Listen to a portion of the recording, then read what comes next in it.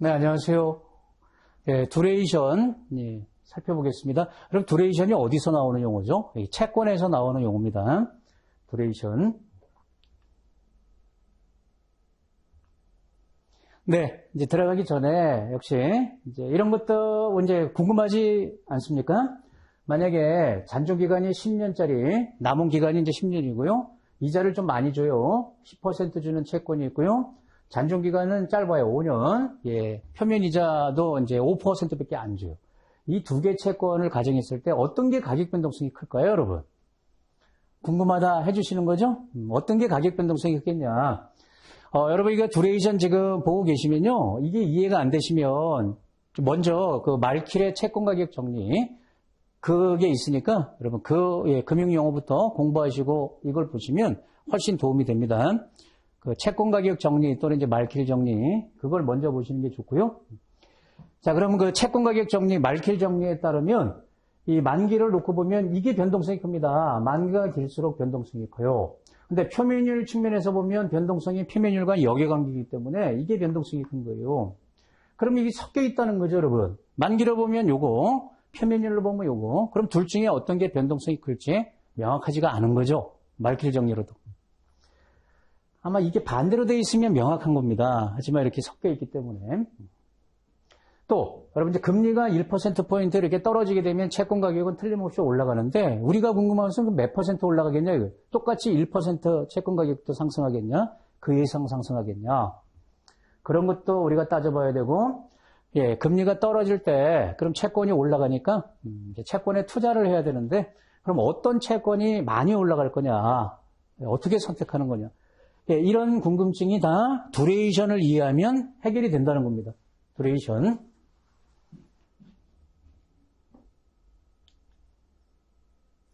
자, 두레이션이 뭐냐? 두레이션이 여러분 이게 사전적으로는 기간이라는 뜻입니다. 기간. 뭐 여러 가지 의미가 있지만 이제 기간이라고 보시면 되고요. 그래서 채권에서 이제 현금흐름이 발생할 거 아닙니까? 이자도 받고 원금도 받으니까 거기에 이제 그 시점이 다를 수가 있습니다. 그 기간으로 가중해서 현재 가치한 합을 채권 가격으로 나눈 수치다. 말이 어렵죠, 여러분. 이게 두레이션의 정의예요. 천천히 그냥 이해하시면 되고요. 그럼 더 쉽게 말씀드려보면, 그러니까 두레이션은 기간인데 무슨 기간이냐? 내가 채권 살 때 들어간 돈 있죠? 쉽게 얘기하면 원금. 채권 막 100 주고 샀다? 그 원금을 회수하는 기간. 그 기간을 계산한 거예요. 근데 만기하고 좀 다른 개념입니다. 그래서 이제 평균이란 말이 들어갔고요. 그러면 이 두레이션을 누가 만들었냐? 이제 맥컬레이라는 이제 사람이 만들었는데요. 이 사람이 이제 금리가 변할 때 채권 가격이 어느 정도 변하는지 이걸 간편하게 계산하기 위해서 이 두레이션 지표를 이제 만들어낸 거예요, 여러분.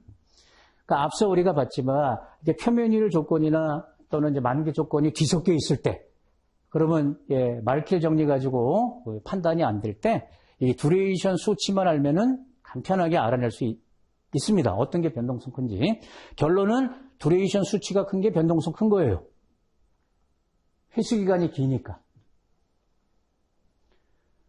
두레이션이 크게 여러분 두 가지 의미가 있는데 기간이라는 의미가 있다고 그랬죠. 이 자체가 투자 원금 평균 회수 기간이다. 이제 사전적이면 이렇게 되고요. 그 만기하고 유사하지만 다른 개념이에요. 그래서 단순 만기가 아니고요. 가중 평균한 만기다. 이게 두레이션 개념인데. 자, 여기 예를 하나 보겠습니다, 여러분. 투자한 돈 회수 기간을 계산하는 거예요. 근데 맥컬레이가 어떻게 이제 그 개념, 아이디어를 냈냐면 이걸 좀 쉽게 보겠습니다. 만약에 내가 여러분 친구한테 100만 원을 빌려줬어요. 이자 없이. 이자는 우리 따지지 말고요. 원금 100만 원을 이제 돌려받아야 되는데 친구가 1년에 50만 원을 갚았고요. 또 2년 시점에 50만 원 나머지를 갚았어요. 그러면 친구는 2년 만에 다 갚은 거죠? 그럼 나는 100만 원을 2년 만에 다 회수한 거 맞잖아요. 그런데 그 시점이 다르니까 우리 이제 이렇게 보자. 내 입장에서는 1.5년 만에 회수한 거다. 2년이 아니에요. 왜냐면 50만 원은 1년 시점에 들어왔고 나머지 50만 원 2년 시점이니까 그걸 평균을 내보자는 거예요. 평균. 그게 두레이션 개념이라 보시면 돼요.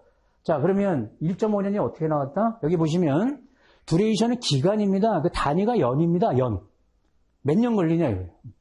그러면 자, 1년 시점에 회수된 돈이 얼마다? 100만 원 중에서 50만 원 들어왔죠? 이게 가중치 역할을 하는 겁니다. 그리고 2년 시점에 나머지 100만 원에 50만 원 이렇게 두 번으로 돈이 들어왔으니까 그럼 이건 가중치니까 이거 0.5 될 거 아닙니까? 이거 0.5. 그러면 이거 수학이니까 이거 산수잖아요. 그 사람은 이제 1.5년. 그럼 1.5년 만에 회수된 거다. 채권으로 말을 바꾸면 2년 만기 채권. 그래서 2년 시점에 다 회수가 되지만 두레이션 개념으로 보면 1.5년 만에 회수할 수 있다라고 보겠다. 이런 뜻이에요. 네. 이 개념이 앞선 이 말로 써놓은 거예요, 여러분. 그럼 채권에서 이렇게 이자가 들어오고 그 시점별로 그리고 만기 때 원금이 들어오면 그 시점별로 들어온 것을 전체 회수하는 돈에서 이제 그 비중을 보고 그 들어온 시점이 1년 시점에 2년 시점 이렇게 이제 가중치를 줘가지고 평균을 낸 거란 말이에요. 그게 두레이션이다. 말로 하면 이렇게 되는 거예요.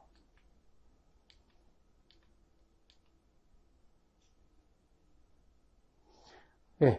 그래서 지금 이 과정에서는요, 채권의 두레이션을 실제 계산하는 건 생략하기로 하고요. 앞에 그 이제 개념만 사례를 가지고 이해하는 걸로 하시고요. 자, 이제 두레이션은 그러면 원금 회수 기간인데, 이제 뭐가 영향을 주겠냐. 크게 보면 채권 조건, 만기, 채권의 수익률, 또 표면율, 이 세 가지, 대표적으로 영향을 받게 되어 있는데요.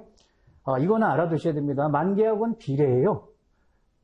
채권 수익률하고 표면율과는 반비례해요. 쉽게 말하면 뭐냐면 만기가 길수록 두레이션은 커지게 돼 있어요. 원금에서 오래 걸린다는 거죠. 그냥 일반적으로 생각해 보세요, 여러분. 만기가 길면 원래 원금이 만기 때 들어오니까 회수 기간이 늘어나겠죠? 그다음에 수익률과 표면율과는 왜 역액관계냐? 표면율이 높다. 이자를 많이 주는 거 아닙니까? 줄 때 많이 받을 수 있다. 수익률이 높으면 그만큼 가격을 싸게 산 거다. 그러면 빨리 회수할 수 있다. 직관적으로 얘네들이 높으면 원금 회수가 빨라진다. 이제 무게중심이 앞쪽에 있다. 이런 표현을 써요. 만기는 이제 길면은 이제 뒤쪽에 있다. 그래서 비례, 반비례. 그런데 여러분 이제 채권 중에서 이 중도 현금 흐름이 발생하는 채권이 있고요. 만기 때 돈이 들어오는 채권이 있는데 얘네들의 이제 두레이션이 좀 다릅니다. 자, 중도에 이자 지급이 없어요. 할인채 들어보셨죠? 복리채. 여러분, 할인채나 복리채는 중간에 돈을 주지 않습니다. 만기 때 무조건 돈이 들어와요. 그러니까 얘네들은 두레이션이 만기하고 똑같습니다. 잔존기간하고. 왜냐면 중간에 주는 돈이 없기 때문에 평균 내나 뭐 똑같아요, 여러분. 그래서 얘네들은 이런 걸 한마디로 이제 일시상환 채권이라 이렇게 표현하죠. 만기 일시상환 채권들은요, 만기 때만 돈이 들어오기 때문에 두레이션을 계산할 필요도 없습니다. 만기하고 똑같다. 다시 말하면 이 세 가지 요인 중에서 만기만 보면 되는 거예요. 만기가 두레이션이니까. 반면에 여러분 이표채는 뭐예요? 중간에 이자를 주지 않습니까? 뭐 연 단위, 3개월 단위 이렇게. 그리고 만기 때 원금 받는 거라서 얘는 항상 짧습니다. 잔존기간보다 원금 회수 기간 두레이션이 짧게 돼 있어요. 그럼 이 잔존기간이 그 만기하고 같은 말로 보시면 돼요. 짧으면 어느 정도 짧냐? 이 세 가지가 다 영향을 줍니다, 여러분. 세 가지가 다 영향 주는 게 이표채, 만기만 영향 주는 게 복리채나 할인채. 이렇게 이제 보시면 돼요. 원리가 그렇다는 거예요. 그러니까 이표채가 복잡하겠죠? 그럼 항상 여러분들 이표채의 두레이션이 중요한 거예요. 걔는 계산을 해야 되는 거거든요.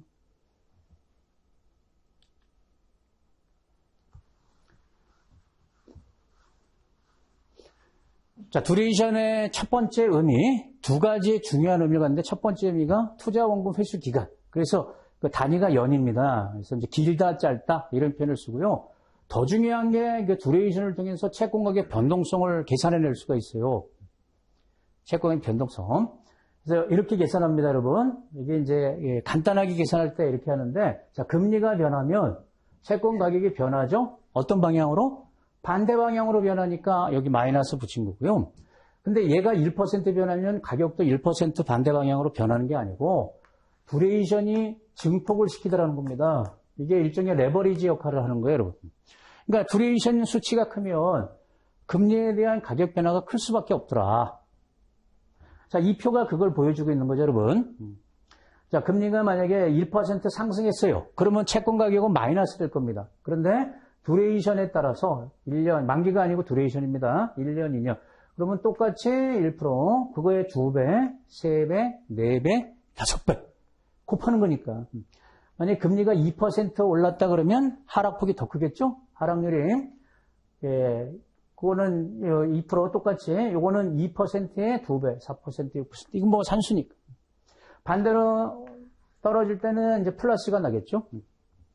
결국, 요 금리 변화에다가 이 두레이션을 곱하면 가격 변동성이 되더라. 정확하게 측정할 수는 없습니다. 근데 거의 근사치를 이제 계산해낼 수 있다는 거예요. 두레이션으로. 넘어가 볼까요?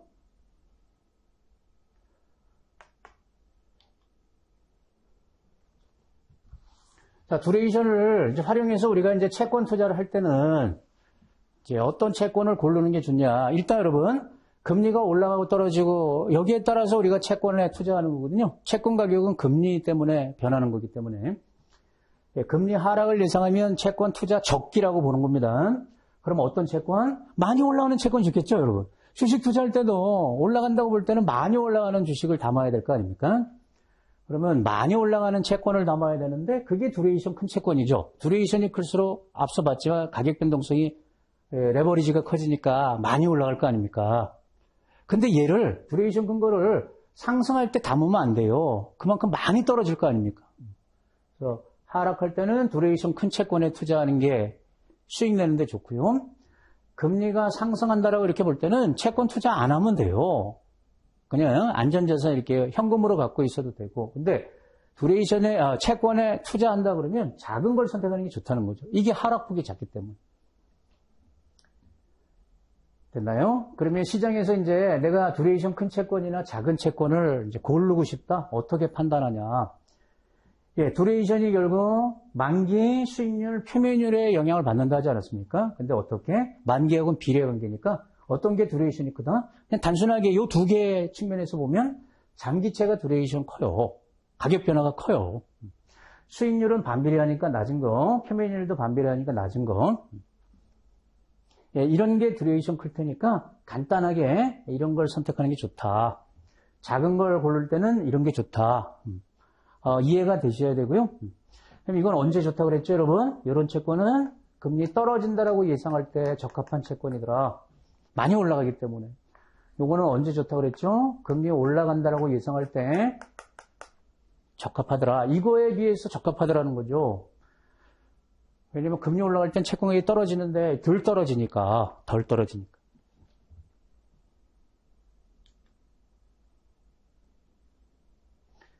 자, 마지막으로 한번 요 세 개 여러분 두레이션을 어떤 게 크고 작은지 한번 판단을 해볼까요, 여러분? 자, A, B, C 세 개가 있습니다. 얘는 자 2표체입니다. 얘도 2표체고 얘는 복리치입니다. 기억나세요, 여러분? 2표체는 잔존기간보다 두레이션이 반드시 짧고요. 중간에 이자를 받기 때문에 복리체는 무조건 잔존기간이에요. 그러면 얘는 이런 거는 볼 필요가 없어요, 여러분. 표면율, 수익률은 볼 필요가 없으니까 무조건 10년 돼야지 원금에서 할 수 있어요. 복리체이기 때문에.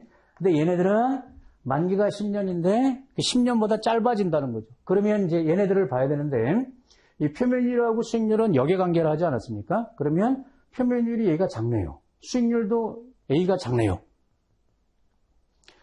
그러면 C가 두레이션 제일 크겠죠? 얘는 10년이란 말이에요. 무조건 10년. 그리고 A하고 B는 이런 조건이 있는데 어떤 게 두레이션 더 크겠어요?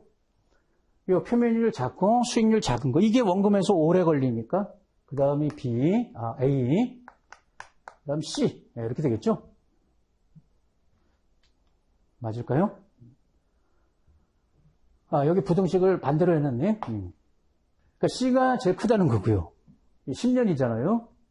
그리고 저 B가 제일 작은 거죠. B가 10년보다는 짧은데 얘보다 더 짧다. 왜냐면 표면율 수익률이 높으니까. 됐나요, 여러분? 그럼 정확히 몇 년이냐? 10년보다 짧은데 그러면 9년이냐? 두레이션 수치가 9냐? 뭐 8.5냐? 이거는 지금 이 과정에서는 다루지 않고요. 이것도 계산하는 방법이 있어요. 앞에서 여러분 그 가중치 줘갖고 하는 거 있잖아요. 그런 방법으로 계산할 수 있는데 그건 뭐 천천히 하시고 우린 개념 잡는 게 중요하니까 이 정도까지 판단할 수 있으면 되는 거다. 보시면 되겠어요? 네. 그 어렵다는 듀레이션을 우리 이제 공부를 했습니다. 감사합니다.